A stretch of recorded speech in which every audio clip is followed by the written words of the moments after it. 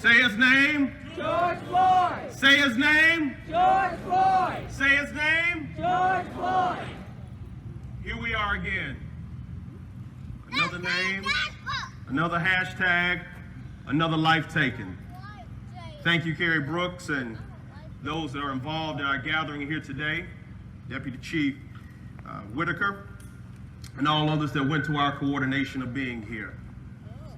We're yet here again, another moment in which the deep roots of American inequality have breached the surface, and we see yet again the devaluing of a black life, a human life.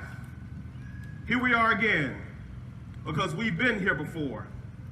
The names are countless, nevertheless some need to be called again. Breonna Taylor, killed in her own home after police raided the wrong house that was supposed to be miles away on a do not knock raid. Ahmaud Arbery, killed while jogging in his neighborhood. Botham Jean and Atiana Jefferson, both killed by simply relaxing in their home. Jonathan Farrell, Renisha McBride, both killed trying to ask for help after being involved in a car accident. Stephon Clark, killed for having a cell phone. Jordan Edwards, killed for riding in the passenger side of a car while police opened fire on the vehicle. Jordan Davis, simply killed for playing loud music by a civilian during a civilian's arrest. Alton Sterling, Anaya Jones, Mike Brown, Tamir Rice, the Charleston Nine, Trayvon Martin, Sean Bell, Oscar Grant, Sandra Bland, Philando Castile, Corey Jones, John Edwards, Terrence Crutcher, Keith Scott, Clifford Glover, Claude Reese, Randy Evans, Adrian McCree, Yvonne Smallwood, Imando Diallo, Walter Scott, Eric Garner, Freddie Gray, and countless others that never made it to national attention, maybe because there was no camera or because the coverage was just too hot on something else at the time.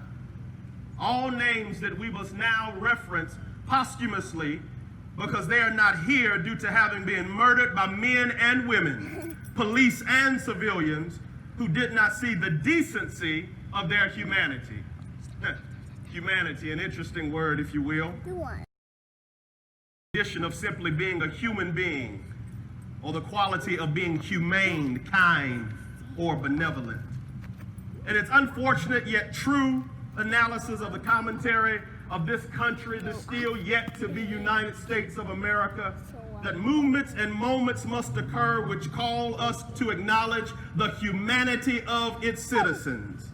Movements and moments which speak and seek the hearts, the spirits, and the psyche of a nation that from its inception schizophrenically stated in one breath that all men are created equal and that they are endowed by their creator with certain inalienable rights, that among these are life, liberty, and the pursuit of happiness. Yet in another breath, deny through law and rights the life, liberty, and pursuit of happiness to its black and brown residents. Well, excuse me, slaves. You know Martin Luther King Jr., that great drum major for justice. He loved those words of Thomas Jefferson. He called them sublime words of cosmic proportion. And yet it appears that Dr. King was right. That America is the land that is, yet never was. A nation conceived in liberty, but there was from the beginning an ugly and unsightly crack in the Liberty Bell. A crack that has spread so that now it can be heard in the tonal discord of the nation's systemic and oppressive policies. Yet somehow, as if by divine composition, the agitation of this nation and even this world is generating and creating a harmonious chorus of change made of all colors and cultures, singing together, enough is enough. That it's time for change.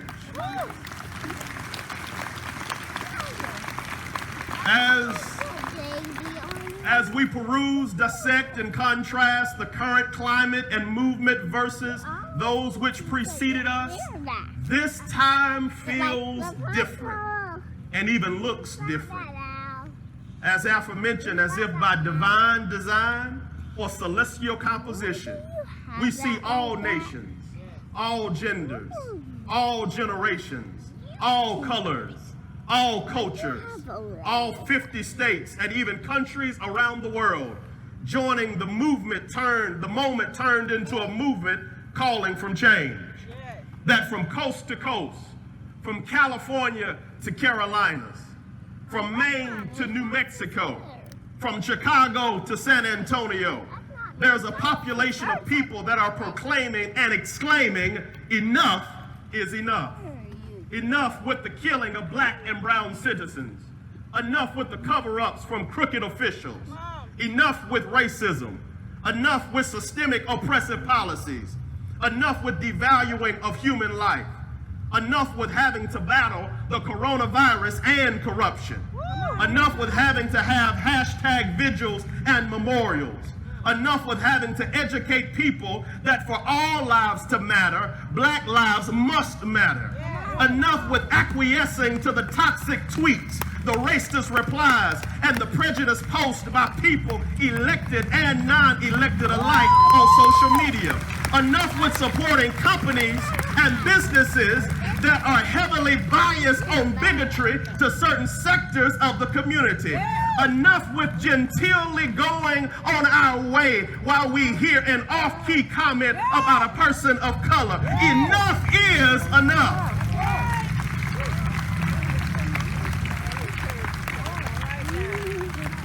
Or I can hear within the voices and the perceive within the postures of people not only here today but all across our country and even our globe, a feeling of righteous indignation, a resolve to stand and speak to the powers that be, to redeem and restore collectively and collaboratively the community of humanity, that beloved community. You know, the beloved community itself is not just isolated, is not just an isolated reference to geography, but oh no, it goes beyond geography and grasps the essence of our anthropology. That more important than our home is our humanity. Therefore, indifferent of the battle of equality is the battle of humanity. Because no one in the 21st century, better yet the third millennium, should have to fight to prove that they are human.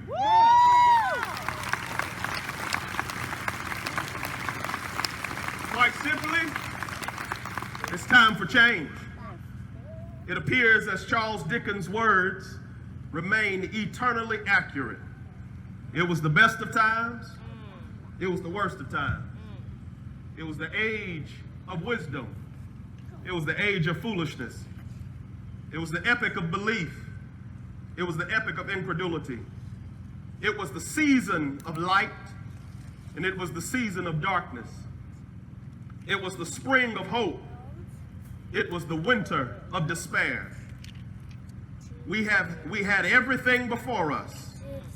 We had nothing before us.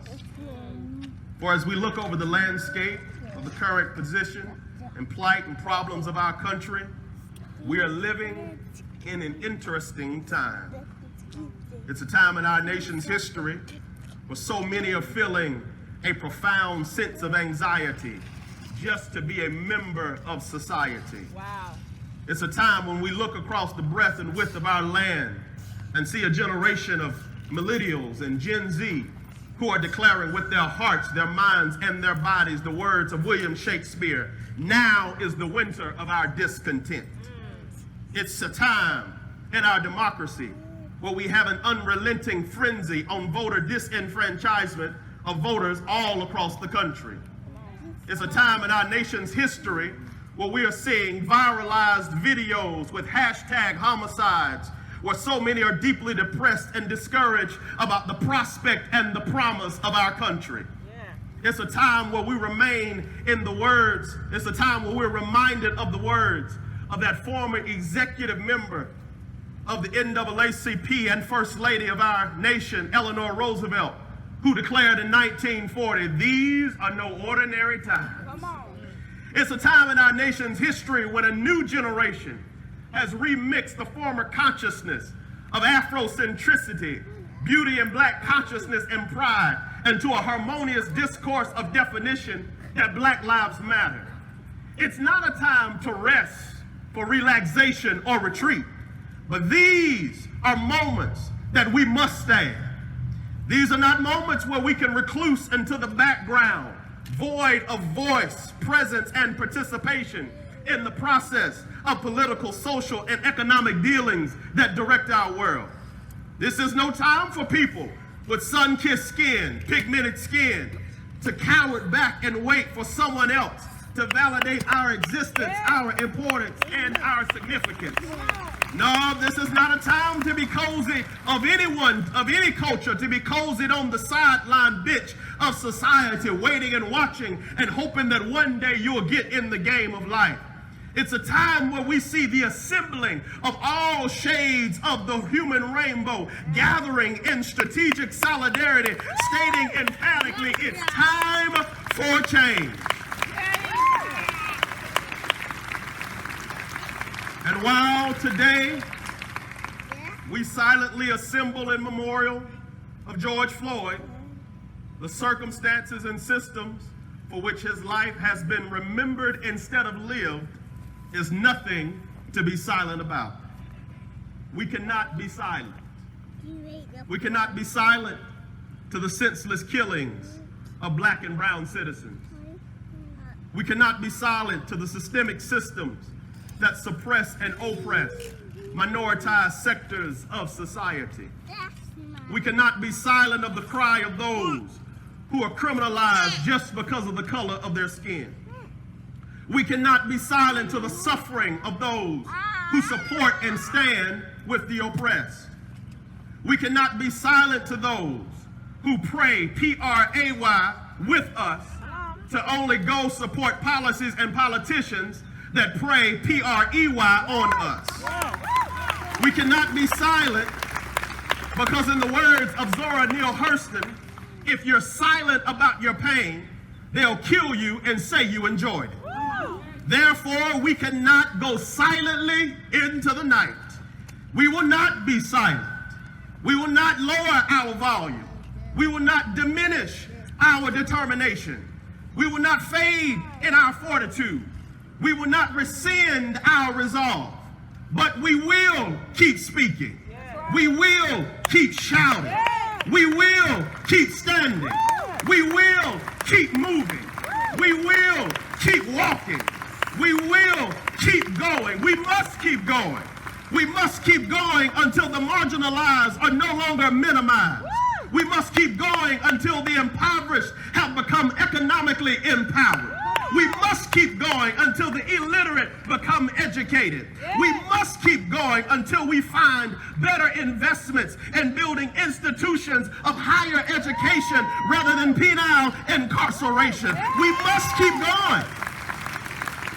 We must keep going until the glass ceiling and walls of employment are shattered by the persistent pushing of all people demanding equal pay for both men and women, Black and white. We must keep going. This is not a time for us to sit back and wait for someone to engage in what has been entrusted unto us. This is no time to repeat the lackadaisical redundancy of the story about four people named everybody, somebody, anybody, and nobody.